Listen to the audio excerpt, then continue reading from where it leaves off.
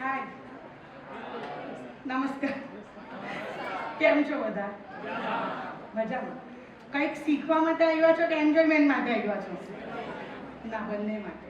કેમ કે આટલી વારથી જોયો 14મો નંબર છે એટલે આઈડિયા તો આવી ગઈ કે બાળકો કઈ ટાઈપના છે. થોડાક બાળકો ધમાલી હોય તો જ મજા પણ આવે. બરાબર ને?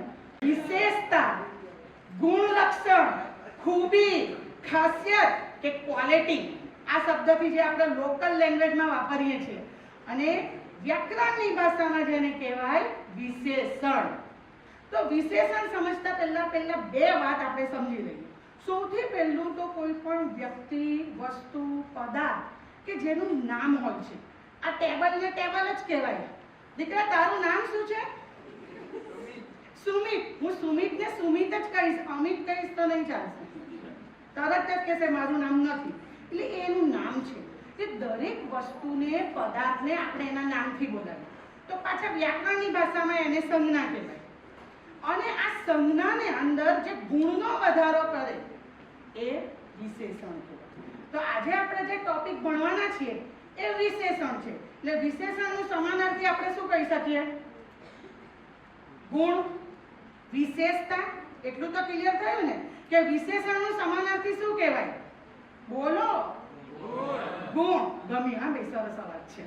તો આ સમજો 9, 10, 11, 12 માત્ર ખાલી ભણવા પૂરતું નહીં, લાઈફ ટાઈમ આપણને ખબર પડે કે ભાઈ વિશેષણ એટલે શું છે, સમજ પડે. એવું નથી કે હું ઇંગ્લિશ મીડિયમમાં છું તો મને કામ નહીં લાગે, કે ગુજરાતી મીડિયમમાં છું તો મને કામ નહીં લાગે. હવે હું અહીંયા તમને એક શોર્ટકટ કી પહેલી જ આપી દઉં કે સંગુસ કપ. કપ તો ઘણા બધા હોય છે, ચાનો કપ પણ હોય છે અને કોઈ જીતેલી ટ્રોફી પણ હોય છે. પણ હું તમને એક ટોપિક શોર્ટકટ કી, સંગુસ કપ. હવે સંગુસ કપ કઈ રીતે, એના માટે પાછી હું તમારી માટે લાવી છું ફ્રેન્ચ ફ્રાય. જે તમને ખવડાવ ને, આ છે આપણી ફ્રેન્ચ ફ્રાય. આ તો ખાવી જ પડે. લે દીકરા, આપી દે ને. આ પેટ ભરાઈ જશે આપણે બધાનો. જ્ઞાનથી, નોલેજથી થોડોક વધારો થાય એટલે બહુ છે આપણી માટે. એટલે ફટાફટ આપી દે. ચાલો, તો આ ફ્રેન્ચ ફ્રાઈમાં આપણે મેં તમને શોર્ટકટ કી આપી, સંગુસ કપ. પહેલા નંબરનું કોની પાસે આવ્યું છે? બોલ દીકરા, શું લખ્યું છે? સંખ્યાવાચક વિશેષણ. અહીંયા આપણે જોઈએ શોર્ટકટ કી.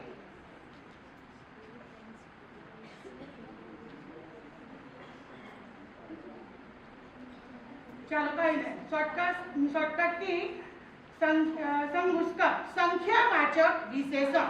હવે સંખ્યાના અંદર શું? તો આપણે યાદ રાખો, નંબર, આંકડા, ફિગર. આપણે નંબર બોલીએ ત્યારે 717 કયું કાં વાત માને છે? તો આજે આંકડો આવ્યો ને, પર્ટિક્યુલર, નિશ્ચિત આંકડો આવ્યો. 10 વાર હું બોલું, 10, 15 કે કોઈ પણ હું આંકડો બોલું તો એ સંખ્યાવાચક વિશેષણમાં આવે. ફરી વાર બીજું એક, કેટલો દોઢ સાણો છે, દોઢ બોલીએ છીએ ને, દોઢાઈ છે, બરાબર?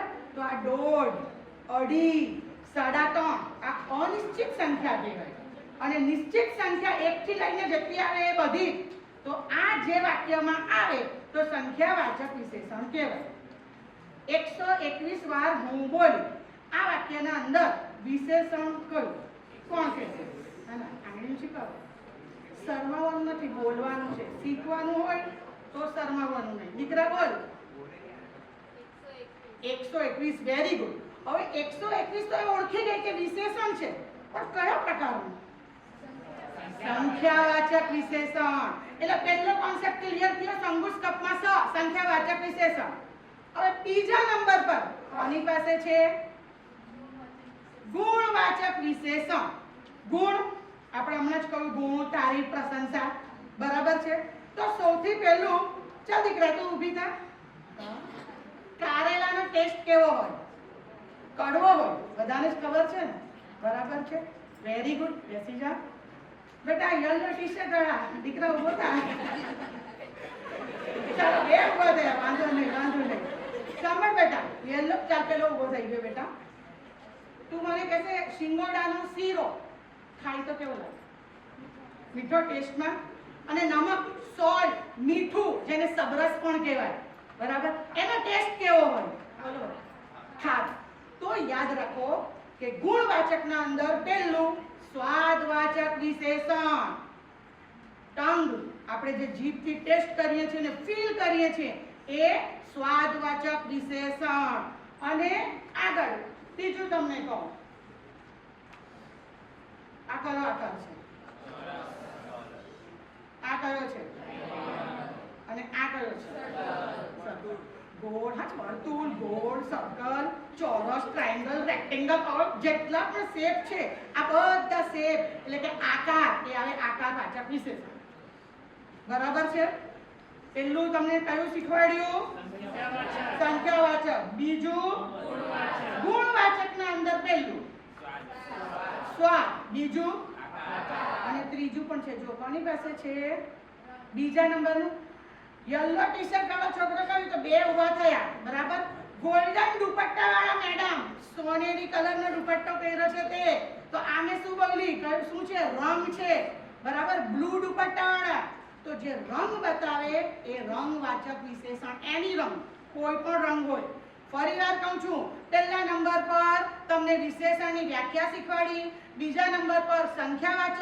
સંખ્યાવાચકમાં બે શીખવાડ્યું, નિશ્ચિત અને અનિશ્ચિત. એમાં આંકડા અને પેલું દોઢ સાણા યાદ રાખજો, એ સંખ્યાવાચક થયું. અને બીજા નંબર પર ગુણવાચક. ગુણવાચકના અંદર ત્રણ છે હજી એના, અને ત્રણે ત્રણમાં સ્વાદ, આકાર અને રંગ. કોન્સેપ્ટ બંનેનો ક્લિયર થયો? ચાલો, થર્ડ નંબર કોની પાસે છે? સાર્વનામ. સાર્વનામ યાદ રાખો, વ્યાકરણથી ડરવાની જરૂર નથી, વ્યાકરણને ડરાવવાનું છે. એને આપણે એનો જે શબ્દ છે એ શબ્દને પકડવાનો છે. સાર્વ. સાર્વ એટલે એના પરથી શોર્ટકટ જો સર્વ. સર્વમાં કોણ? ઓલ. આપણે બધા ઘણી વખત આપણે એવા વાક્ય બોલીએ છીએ કે જે આપણે છે ને બધાને ઇન્ડિકેટ કરતા હોઈએ છીએ, શબ્દ એક જ વાપરીએ છીએ. આપણે બધા જ જવાના છીએ. બધા. પારકી પંચાયત નહીં કરવાની. પારકી એટલે કોની? પારકાઓની. કોઈ પણ XYZ કોઈ પણ હોઈ શકે. પારકી ખુશામત નહીં કરવાની. તો આ જે મારું, તમારું, આપણું જે સર્વને સાથે કરે છે એ કયું વિશેષણ થયું? સાર્વનામિક વિશેષણ. બરાબર. અને આગળ ચોથા નંબર પર કર્તુવાચક. આ હિન્દીમાં પૂછાય છે. કર્તુવાચક. કર્તુ એટલે કર્તા, પહેલો પુરુષ એકવચન. એના માટે શોર્ટકટ આપું નાર શબ્દ. નાર.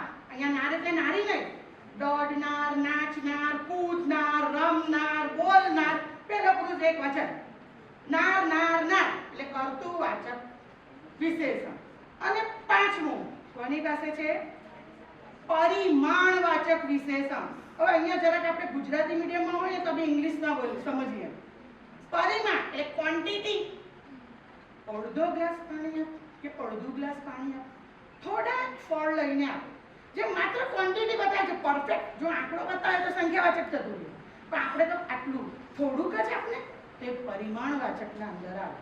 શોર્ટ ટાઈમ હતો એટલે શોર્ટકટમાં બતાવ્યું છે. એક બે ત્રણ વાક્ય તમને પૂછી લો, એનો મને જરાક જવાબ પાછા આપજો. બરાબર છે? આપશો ને? 10મા વાળું કોઈ છે અહીંયા? અચ્છા, ઠીક છે. પાસેર ઘી મંગાવું. જીવલાએ પાસેર ઘી મંગાવ્યું. તો પાસેર આવો કંઈક શબ્દ હોય તો એનો મતલબ શું થાય ને એ શેમાં આવે? કેમ કે આજના બાળકોને પાસેર, સવાસેર, પાંચસેર આવું ખબર નહીં પડતી. સંખ્યાવાચક વેરી ગુડ, પણ પાસેરનો મીનિંગ તો કહું પહેલા મને. પાસેર એટલે શું? 125 ગ્રામ. તો આપણને એક્ઝામમાં બી આવું ટેસ્ટ કરીને પૂછે ને, નોર્મલ લાઈફમાં પણ પૂછે તો આવડવું જોઈએ. આશા રાખ્યો કે તમને આટલું સમજાવેલું ગમ્યું હશે. ગમ્યું હોય તો તાળી પાડો. Thank you.